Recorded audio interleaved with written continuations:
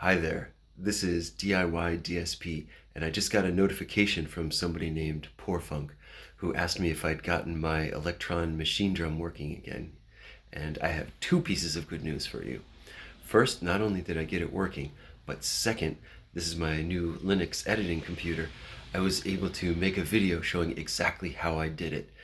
And so I want you to subscribe now, so when this video comes out, you're going to learn how you can refurbish the encoders on your Elektron Machinedrum, how to improve the contrast of the display, and also how to replace the battery.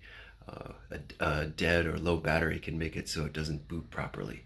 You'll also get to follow along the trials and tribulations, learn what tools you need to use to do it, and it's just a great reference to see what the guts of the Elektron Machinedrum are like. So definitely subscribe, coming soon.